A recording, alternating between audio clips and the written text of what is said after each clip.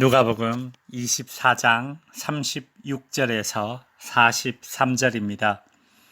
이 말을 할 때에 예수께서 친히 그들 가운데 서서 이르시되 너희에게 평강이 있을지어다 하시니 그들이 놀라고 무서워하여 그 보는 것을 영으로 생각하는지라. 예수께서 이르시되 어찌하여 두려워하며 어찌하여 마음에 의심이 일어나느냐. 내 손과 발을 보고 나인 줄 알라. 또 나를 만져보라. 영은 살과 뼈가 없으되 너희 보는 바와 같이 나는 있느니라. 이 말씀을 하시고 손과 발을 보이시나 그들이 너무 기쁨으로 아직도 믿지 못하고 놀랍게 여길 때에 이르시되 여기 무슨 먹을 것이 있느냐 하시니 이에 구운 생선 한 도막을 드리니 받으사 그 앞에서 잡수시더라. 아멘. 누가복음은 다른 복음서와 달리 부활하신 예수님의 행적을 아주 간략하게 기록하고 있습니다.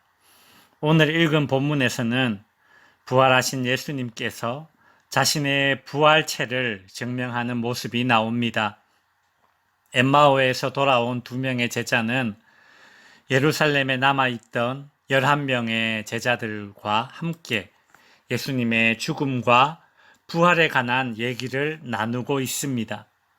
그때에 36절 이 말을 할 때에 예수께서 친히 그들 가운데 서서 이르시되 너희에게 평강이 있을지어다 하시니, 부활하신 후 친히 제자들에게 나타나신 예수님은 평강을 선포하셨습니다.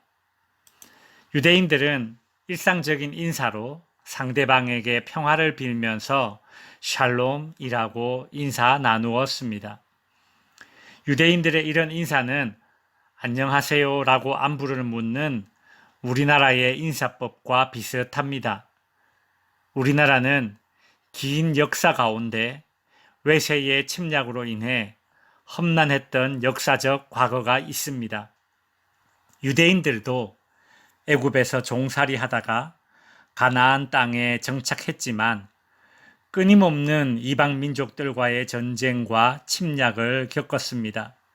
애굽, 아수르, 바벨론, 페르시아, 헬라, 로마 등 강대국들에게 식민지 지배를 당하기도 했지요. 그래서 유대인들의 인사는 샬롬이라며 상대방에게 평화를 빌고, 우리나라는 인사할 때 안녕하세요라며 상대방의 안부를 묻는 것은 역사적 배경이 비슷하기 때문이라고 할 수 있을 것입니다. 예수님께서 하셨던 샬롬이라는 인사는 평상시에 나누던 인사이지만 이날만큼은 제자들에게 다르게 다가왔을 것입니다. 성도 여러분, 부활하신 예수님이 머무는 곳, 예수님이 만나는 모든 사람들에게는 평화가 있습니다. 누가복음 2장에서 예수님이 탄생하시는 장면을 보면 천사는 이렇게 말했습니다. 지극히 높은 곳에서는 하나님께 영광이요, 땅에는 하나님이 기뻐하시는 사람들 중에 평화로다. 주님의 부활은 땅에 있는 인생들에게, 두려움 가운데 노출되어 있는 인생들에게 평화를 주는 부활입니다. 다른 복음서에 보면 제자들은 유대인들의 배신과 로마 병사들의 잔인함에 두려워서 숨어 있다고 기록하고 있습니다. 그렇게 두려움과 실패한 상처의 흔적을 가지고 숨어 있는 제자들에게 부활하신 예수님은 평화를 주시기 위해서 먼저 찾아오시고 일일이 찾아오신 것입니다.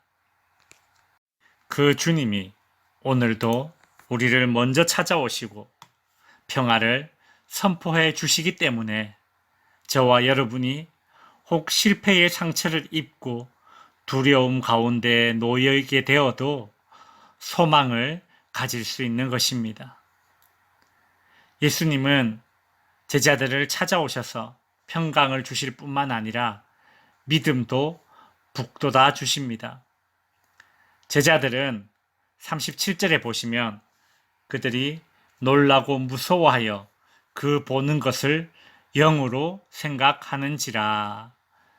제자들은 지금 너무 놀라서 예수님이 다시 살아나셨다고 생각하지 못하고 예수의 영이 자신들에게 나타났다고 생각합니다.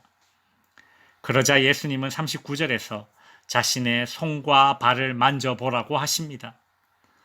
만져보라고 말하면서까지 제자들에게 믿음을 심겨주기 원하시는 주님의 마음이 뭔가 짠하게 느껴집니다. 41절에 보시면 제자들은 너무 기쁨으로 아직도 믿지 못하고 놀랍게 여기고 있습니다.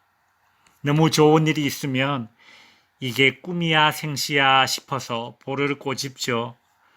제자들이 지금 어안이 벙벙합니다.